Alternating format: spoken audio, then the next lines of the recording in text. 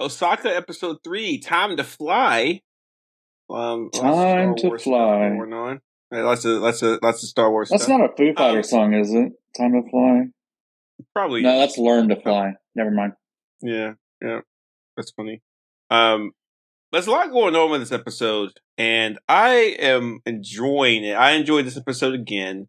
One thing that I find interesting about this episode was just the acting, more than anything. Who plays Osaka again? What's her name? Gosh, Rosario Dawson.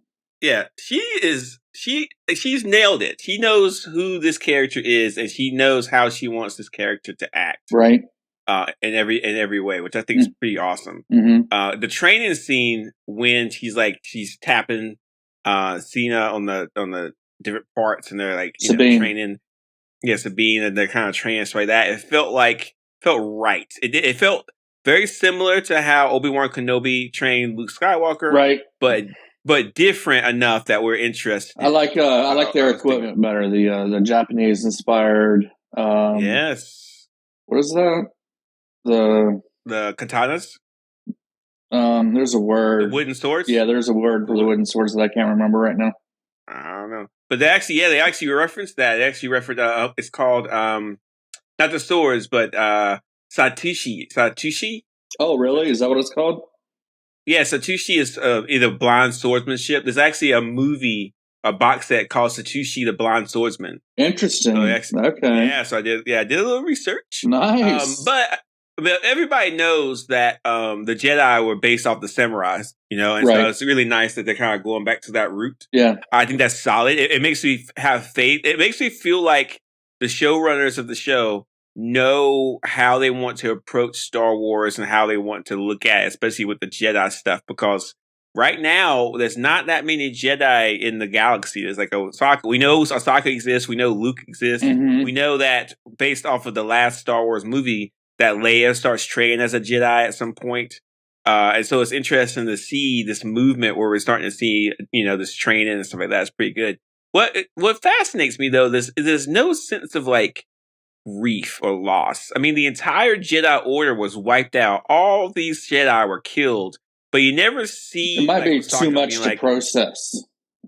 I guess so. Yeah, and she did leave the Order at some point. Yeah, so she's not 100% like hardcore Jedi. But I mean, a lot of the people that she loved and cared for and trained with were just killed. So it's pretty hardcore. I don't know how I would feel about it. But what do you think of the episode? It's definitely better. Definitely better. You think so? Yeah, they say it's about the journey, not the destination, right? Mm-hmm. And the journey of this episode was fun. I enjoyed it. It was fun. It was a fun episode. The destination, we took 36 minutes. It's a short episode, so it was only 36 minutes, but we took 36 minutes for absolutely nothing to happen. Nothing in the plot. What? Nothing in the plot was advanced by this episode. What happened in this episode was the characters caught up to what we already knew, which is that they're building this warp ring to go get Thrawn. Well, that's the only plot thing that happened, and we already knew about it.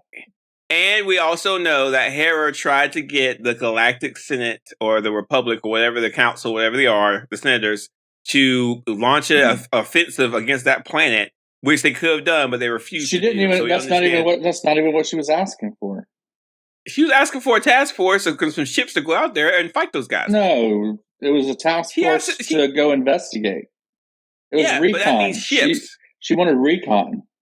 Yeah, but when she says I want recon, what she wanted was a couple of admiral ships and a bunch of fighters to go out there. It wouldn't just be her. Right. Yeah, of course. It would be a whole crew. Yeah, and that's what she wanted. And they refused. They said no. Which I think is completely ridiculous. Like, it wouldn't be hard for them to send one ship out. I think it's ridiculous that a general has to go before the Senate to ask that.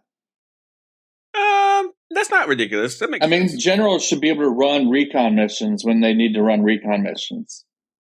Yeah, it's not like they're invading a sovereign state. Well, I mean, I guess they're not declaring war.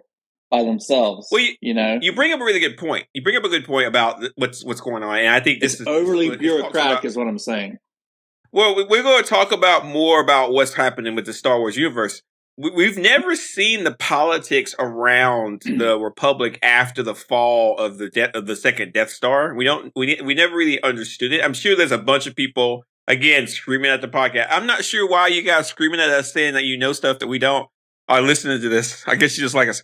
But we never really find out how they govern each other. And so now is a really good time to see how they govern each other. And apparently part of the governance is, I mean, if you think about it, Mike, the Empire was highly militaristic. So it makes sense that if it's overthrown, the new government would be like, listen, we're kind of hesitant about this military stuff. Because you don't want the military to be bouncing around all the time when that's what, they did before. So it makes a lot of sense for her to have to ask to do anything, because that's kind of I think like they talk about pendulums in history. When something happens in society, it always overcorrects. So if you think about that, just overcorrect in this way. So but the Empire was I think this general should have been able to run a recon mission without asking the Senate. Well, I mean, think about it. Think about it. Like one of our generals would have to go to Congress in order to, I don't know, send a ship into the Pacific Ocean. No, but they would probably have to talk. No, they would have to ask the president of the United States if they wanted to do a recon mission in another country. Yeah, in another country, but they weren't going into another country. We don't know how this place is laid out. We don't know the deal. We don't know how it's laid out. It was just another sector in space. They're going to do some recon. Well, maybe they want. I mean, they said that the resources were the problem. Remember, they kind of covered their butt with that. It wasn't really the act; it was the resources. So if they send those ships out to do that thing, those ships can't do another thing, which makes sense. But the ships aren't going to help the people of the Republic. You don't know. You don't know. Maybe those ships have food. Maybe they can do rescue missions. Maybe those ships can go to places where the Empire is still active. You are doing a lot of work for these bureaucrats over here. I'm trying to help. I'm just I'm balancing the theory crafting here. Like the story is only going to work if Ahsoka and Sabine. Hey, are you going to do your Are you going to do your Yeah, in a minute. Okay. Yeah, in a minute. All right. So anyway. The whole purpose of that scene is we find out that Senator Rodrigo, she's obviously evil. She's obviously a imperial loyalist.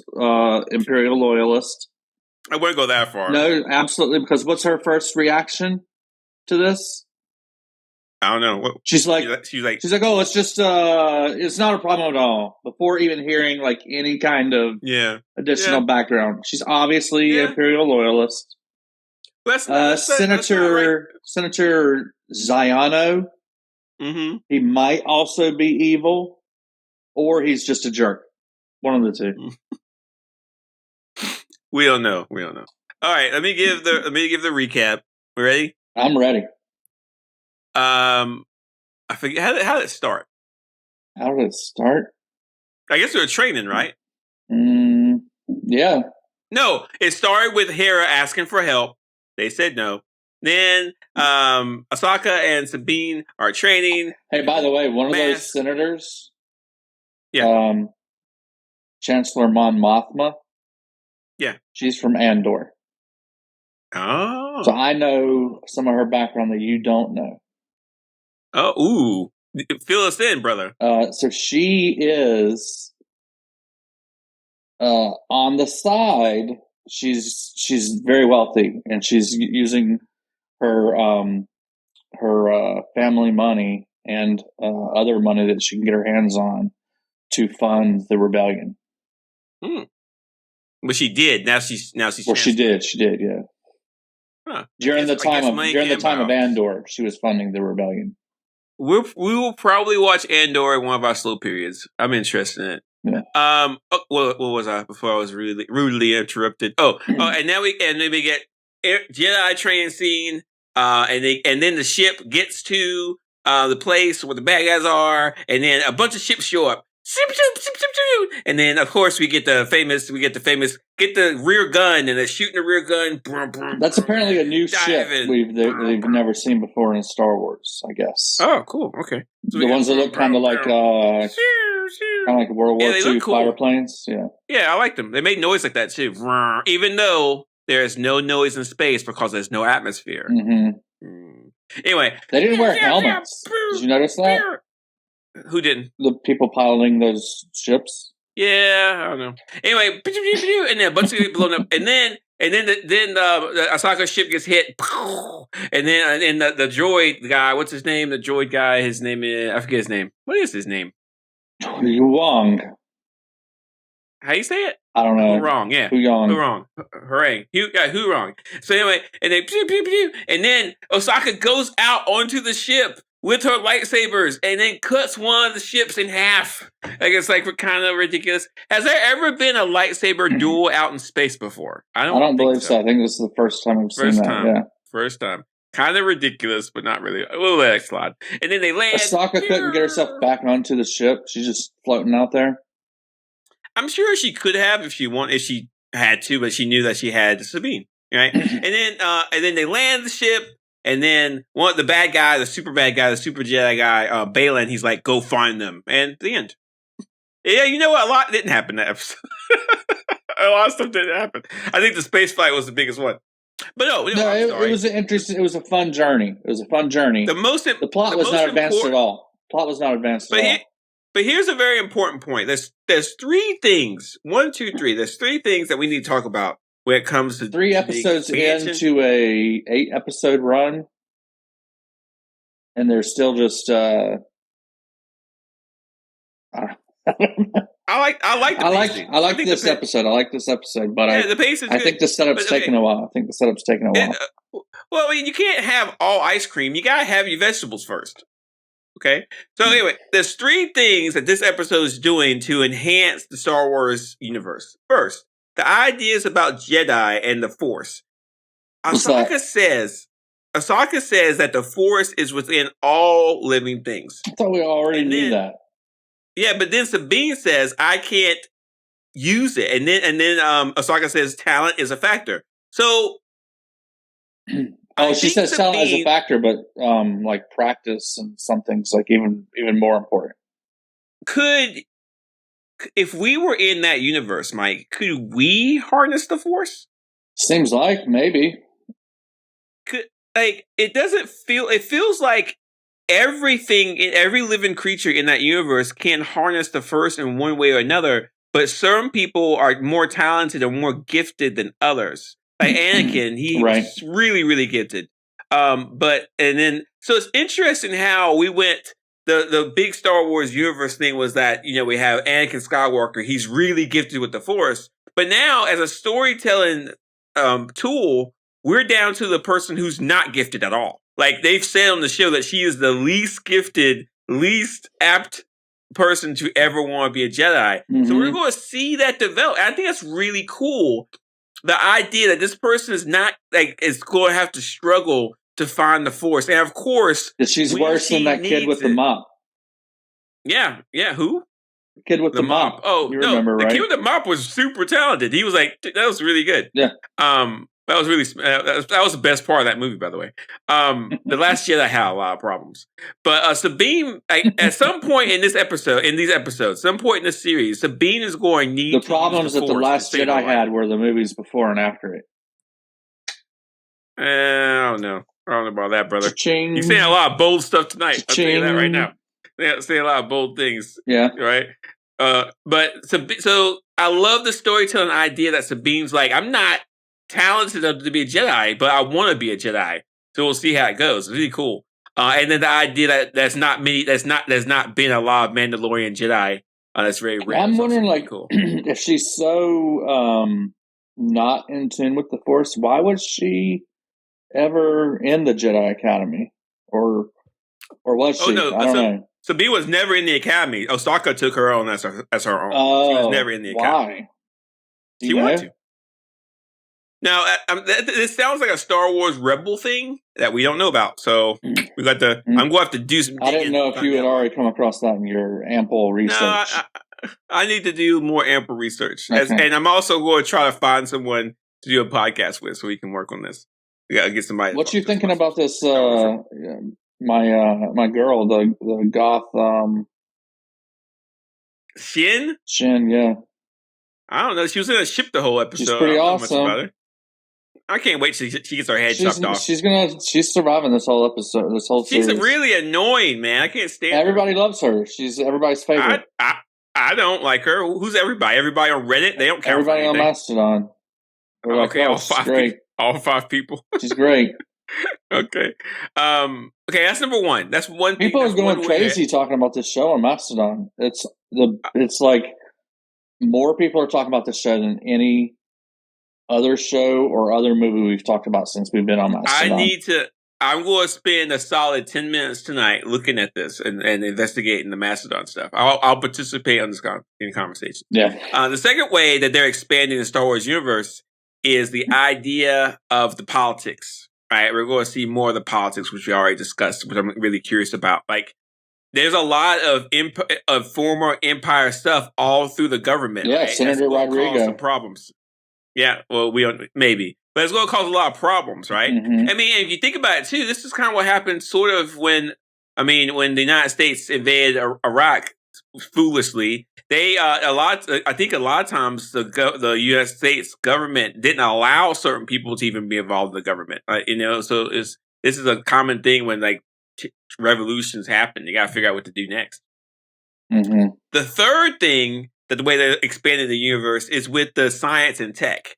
Now, this is the difference between Star Wars and Star Trek. In Star Trek, everything about Star Trek is based loosely on some kind of practical science that we know of right now. Take, for example, warp drive. Mike, do you know how warp drive works? Yeah, warp space, and then you punch through it, and then you're on the other side. No, you almost had it. It bends space. It bends space, and then you just go through it. You know those two. Do you see? Picture the USS Enterprise, Mike? Do you picture the Enterprise? Okay, you see got it. Yep. Mm-hmm. Okay, you got the saucer part. You got that? Right. You got those body. 2 pods. Those 2 pods are called nacelles. Can you say nacelle? Nacelle. Very good. I never knew that before. Yeah, but those nacelles create the warp drive. Both of those together warp space. So you need both of those, okay. No, you actually need one. If you have 2, it goes faster. Oh, okay. Right? I thought it was if like maybe 3, like fingers. No, if you have 3, it goes even faster. You have 4, it goes even faster. Okay. So the idea is those nacelles warp space, right? And it's actually some kind of fan science about the distance between it and stuff like that. Star Wars doesn't have any of that. We don't know how they go faster than the speed of light. We don't know anything about their science, but it feels like so far they don't. They just go light speed. Yeah, but this episode they're kind of touching on a little bit. But even going light speed is not fast enough.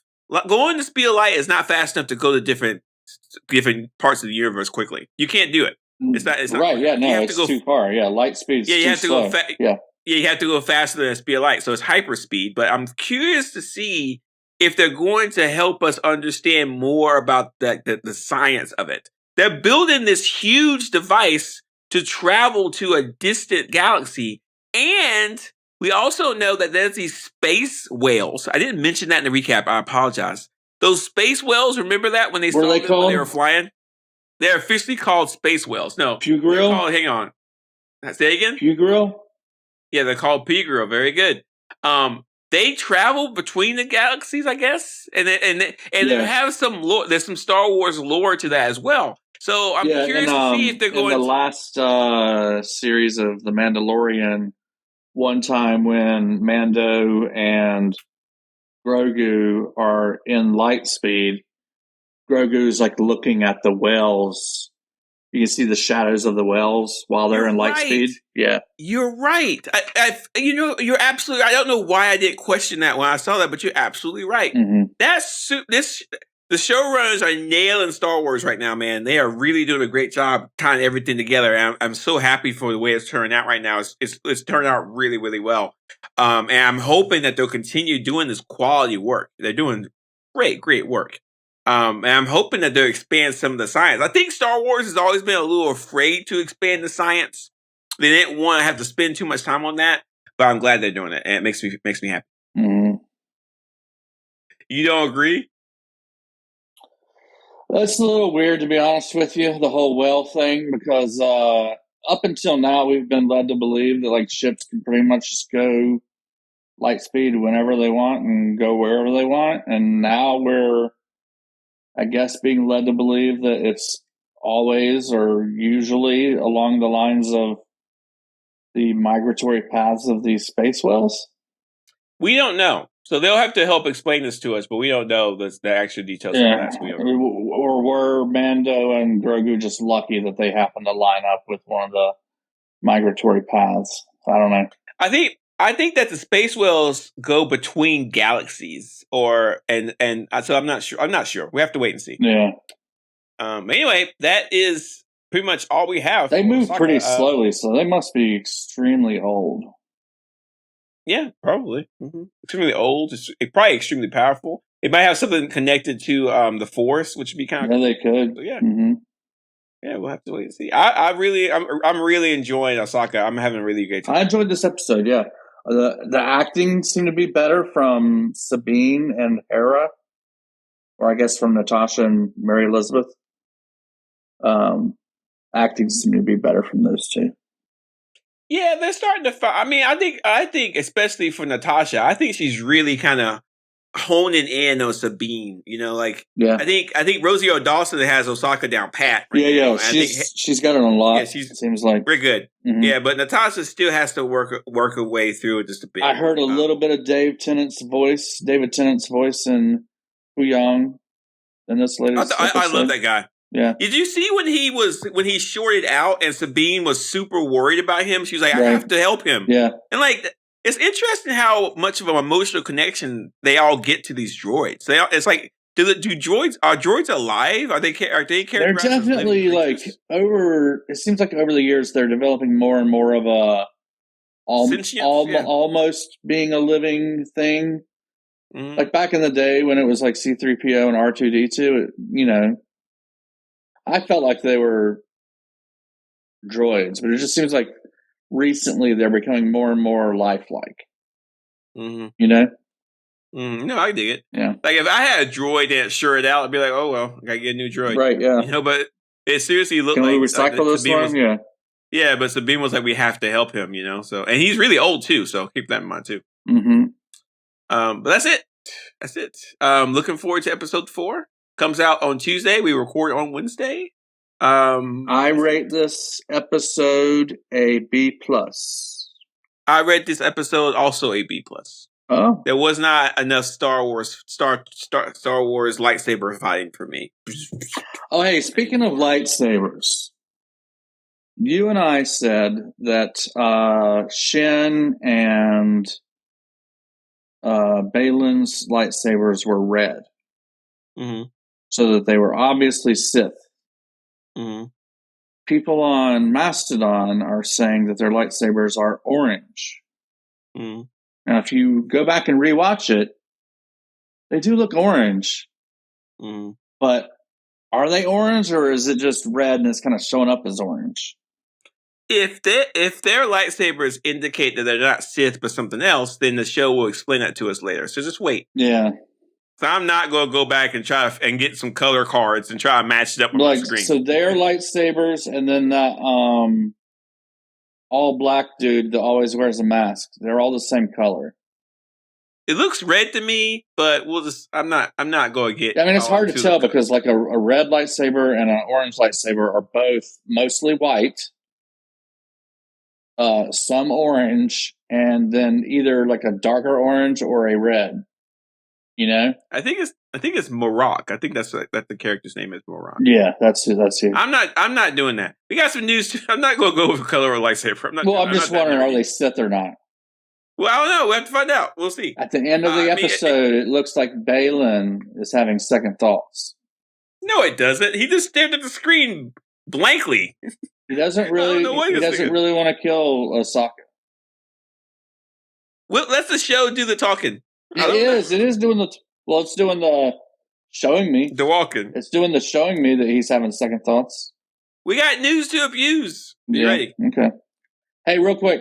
Did you think it was a cool idea for them to give up so quickly on their aerial search for Ahsoka and then say, hey, let's look for them in the forest on foot? Do I think it's a tactically good idea? If I was in charge of these evil lightsaber dudes, would I do that? Right. No. Okay. But for a story idea, it makes sense. I didn't either. Okay. All right. The Marvels. The runtime for the Marvels will be 98 minutes. Almost perfect. It's the shortest runtime of any Marvel movie ever. I am so incredibly happy. Yeah, Thank me too. you. Yeah. Nobody wants to sit in a movie theater that long. Mm-hmm. You know what? You have a chance to walk in at 1:00 and actually leave 2 hours later. Right. Like what you're supposed to do. It might actually happen. Yeah, that's awesome. Thank you. Like, short movies. Give me an hour and a half of a well-edited movie that takes all the fat out versus 2.5 hours of a movie where I'm staring at these little raccoons and otters and a walrus talking to each other. And what was the other thing in Guardians of the Galaxy 3? That was one of the better scenes. It was a walrus, an otter. What was the other thing? A rat? What was the other thing? A rabbit. It was, oh my God. Oh my God. Thank you, Marvels, for giving us an hour and a half. Yeah, this is hour and a half great. I'm looking forward to that. Weren't you so happy when you found out that? I mean, I just found out about it, and I'm super happy. Oh, I thought you knew before. No, I did not. You just told me. Oh, I guess this is news. It is news, yeah. Yeah, it's news. Anyway, super stoked. Yeah, that's awesome. It kind of makes me... I'm on record on this podcast of saying we should have some 90-minute movies. Yes. And now we're getting one. I'm mildly worried that it's something wrong with the movie. No. But not really. No. Nah, I don't think so. I think it's just a well-edited... It's going to be a well-edited movie where you just got to float through. It's going to be fun. No, hey, listen. We're done with super long movies. Like, it's kind of like this episode of Ahsoka. It's the best one so far, and it's the shortest one so far. Yeah. Like, as long as it's made well, it doesn't matter how long it is. Yeah. Oof, that could be for another podcast. It got kind of weird. Next up, there is an official timeline book now. So if you want a Marvel timeline book, you can go purchase it right now or soon. I think it's coming out soon. Are you getting that? No. Okay, because how much is it? Absolutely do not care. Is this the Marvel Cinematic Universe timeline? Or? Yes. It's a Marvel Cinematic Universe one. Still don't care. It's a book that lays out the entire universe from beginning to, I guess, the current. Well, the reason why I wouldn't buy this is because we're currently still adding to the information. So they should make a nice little website or just do a nice little Marvel Disney Plus kind of show where it kind of goes over it. But I think this would be good as an ebook if they promise to keep updating it. You know? Yeah, I agree. Yeah, it'd be good. Yeah, but like Hitchhiker's Guide to the Galaxy. Yeah, nobody asked me about it. Next up, if you want a Star Wars timeline, Mike, I have one here. This just came out a couple days ago. Yeah, so it's a whole timeline about the Star Wars universe from way long ago to the sequel one. Now it's on space.com. Is that associated with NASA or no? I don't know. This is the first time I've been here. Okay. It might be associated with NASA. I'm not sure.